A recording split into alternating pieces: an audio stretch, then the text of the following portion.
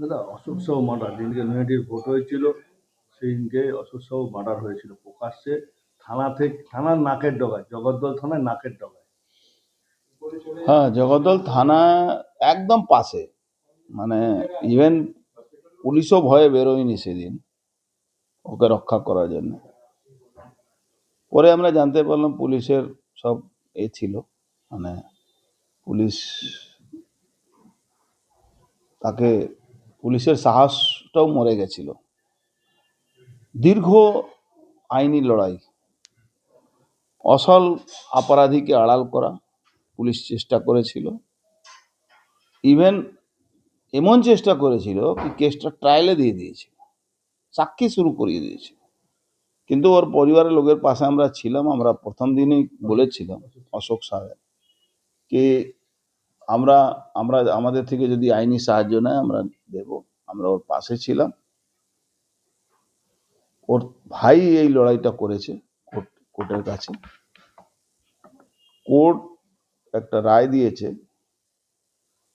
কি ট্রায়ালটাকে স্টপ করেছে আর কেসটাকে এনআইএ কে তদন্ত নির্দেশ দিয়েছে। কেন সেই সময় গুলি বম দুটোই ইউজ হয়েছিল। যে অ্যাক্ট, যে ধারা দেওয়ার কথা ছিল পুলিশকে, এক্সপ্লোসিভ অ্যাক্ট, সে ধারাটা দেয়নি। পুলিশ পুরো আড়াল করে, পুলিশ নতুন একটু কায়দা করেছে। বম বিস্ফোরণ যেরকম আমার অফিসের উপরে বোম চলেছিল, আমার উপরে বোম চলেছিল, আমি উন্ডুডে হয়েছিলাম, সে কেসটাও তখন এখন পর্যন্ত কোর্টে মামলা চলছে। এখন পর্যন্ত রোজ ওই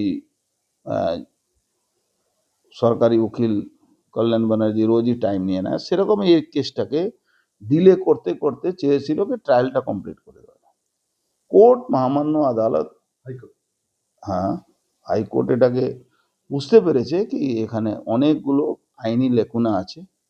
আইনি যে ধারা ইউজ করা দরকার ছিল সেটা ইউজ করেনি। তখন কোর্ট এটাকে স্টে করেছে, ও সমস্ত প্রক্রিয়া স্টে করে আর এটাকে ইনভেস্টিগেশনের জন্য অর্ডার দিয়েছে। আশা করি অসল অপরাধী, এখানে তো একজনই অসল অপরাধী আছে যে সব এইসব করিয়েছিল, সেটা ইনভেস্টিগেশনের ব্যাপার আছে, সেটা আমি বলবো না। সে অপরাধী ধরা পড়বেই, আপনি নিশ্চিন্ত থাকুন। যেরকম প্রিয়ঙ্কু পান্ডে কেসে অসল অপরাধী ধরা পড়বে, এই কেসেও অসল অপরাধী ধরা পড়বে। আমি যে মামলা করেছি সেই মামলাটাও নিষ্পত্তি হবে।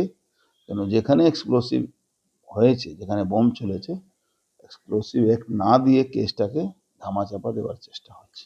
এনআইএ কেন নিতে বাধ্য হলো, মানে এনআইএ হাইকোর্ট হাইকোর্ট নির্দেশ দিয়েছে। হাইকোর্ট বুঝতে পেরেছে কি এখানে পুলিশের পক্ষপাতী আছে, পুলিশ চাইছে নাকি আসল ইনভেস্টিগেশন হোক। সমস্ত তথ্য, এফআইআর, সমস্ত ভিডিও ফুটেজ, থানার পাশে ঘটনা, থানার ভূমিকা, ফরেন্সিককে 10 দিন পরে আনা, সব রকম ব্যবস্থা যাতে ওই যে বারুদের অংশটা মিটে যায়। কিন্তু জানে না মানে এখন বিজ্ঞান কত ডেভেলপ হয়ে গেছে। 1 বছর 2 বছর অবধি এক্সপ্লোসিভ কোথাও যদি হয়, সেখানেও যদি ফরেন্সিক ডিপার্টমেন্ট চায় সেখান থেকে এক্সপ্লোসিভ যে হয়েছে সেটা প্রমাণ জোগাড় করতে পারে। এই মামলা কবে থেকে শুরু ওই সেই সময় থেকে কোর্টে আমরা, ওর ভাই গিয়েছিল, আমরা তাকে সাপোর্ট করেছিলাম। ভাই সাহস করে এই লড়াইটা লড়েছে। অনেক তার উপরে ঝড় ঝাপটা এসছে। কোর্ট অর্ডার দিয়েছিল তাকে সিকিউরিটি দেওয়ার, পুলিশ তাকে কোনো সিকিউরিটি দেয়নি। চোর চোরটা, হিরোইন বিক্রি করার লোককে সিকিউরিটি দেয় এই পুলিশ।